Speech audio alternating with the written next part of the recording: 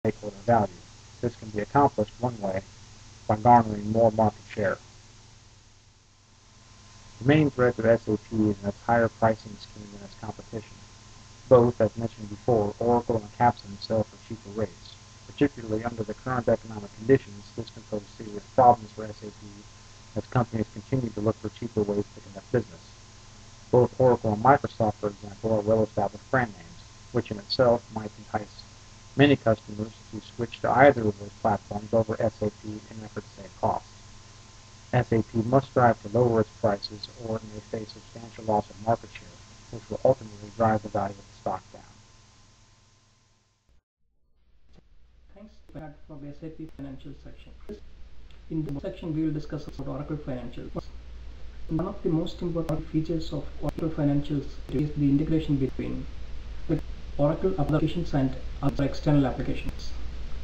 Oracle Financials has many modules like receivables, order management, inventory, etc. As you can see in the figure, it integrates with external applications like bank statements, getting royalties, etc. Financials has many strengths. Compared to CAPSIM, it is much more advanced. It's standardized on high performance, high fidelity, and it's a standard-based tool. Its report development is desktop-based and it's easy. Oracle Financials is open to any data source. That means other third-party databases can connect to Oracle Financials. Financials does not have many weaknesses. If an organization uses another ERP system like SAP, Oracle Financials may not be a good choice because of the integration issues. It will be always better to use the same vendor's financial system. The application updates for Oracle Financials is difficult. It's a certain case with all the ERP software. Oracle Financials is much more expensive than Microsoft Dynamics. Thank you, Aziz. I'm just talking about the Microsoft Dynamics point-of-sale accounting software. Just discussing a few of the strengths and weaknesses of it. From a standpoint of Microsoft and the financial strength of the company, is definitely an asset and a strength for the software package. Regarding research and development, very knowledgeable staff of indirect sales and distribution partner channels. They are committed to advance the software as a service solution, which is basically a package that is downloaded to the user instead of I guess using the disk package, and then it's you basically purchase it or lease it for a certain period of time, then it expires, and then the software is removed from your machine. From the weakness standpoint, apparently the users complain that the software is somewhat difficult to use. It's not very intuitive, so from a Microsoft standpoint, that is an area that does need to be improved. The software as a solution, the heart of the software features the My Store dashboard viewpoint, where a user can come in and drill down and get very resourceful information on the current and forecasted conditions of the business.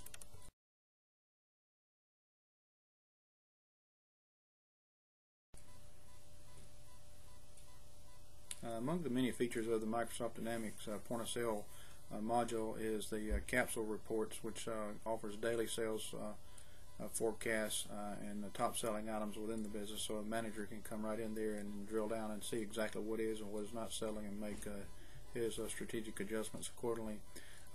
Very layout oriented. The user can come in and tailor custom views to suit their personal preferences. And use customized reports from the standpoint of accounting or management. They can also filter out items of non-importance and just keep the most active views on the desktop. And now I'd like to turn it over to my colleague Russell, who's going to give you the conclusion. Thank you.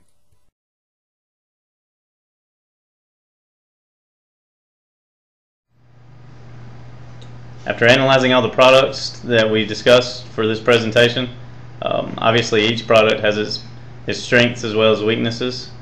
For Oracle, we think it's recommended probably for medium or large size companies. It's a very high performance tool and is very integrated with other systems and other applications for very high level decision making as far as finance is concerned. But it's also reasonably priced compared to some of the other ones. So a medium sized company could afford it, probably be on the higher end, but the performance of the system is geared towards a larger company. The SAP system, probably best for a large size company. It's a little more expensive, but the performance and integration are very high level, probably some of the best of any we analyzed for this presentation, and the cost is the only limiting factor there. The integration and performance is some of the highest level, as we mentioned, and would lead to some very educated decisions as far as the financials is concerned. Microsoft Dynamics, probably best for a small firm. It's more of a starter kit. It's very low cost, but it's a very standardized package. It's less dynamic than some of the other systems, Oracle or SAP, and it kind of comes as a pre-packaged financial system to kind of get you going, but doesn't allow for the flexibility that the other systems do as far as decision making and making educated decisions as far as finance is concerned. And finally, our CAPSIM, probably best for graduate school simulations. It's very simple compared to the other ones. There's limited involvement. There's no live streaming. There's no interactive applications as compared to the Oracle, SAP, or Microsoft Dynamics. So for its purposes, it did great, and it's a good introduction into the principles behind financial systems. But as far as an actual system in the real world, obviously it doesn't compare to the others. So hope you guys enjoyed the presentation, and thanks for the time.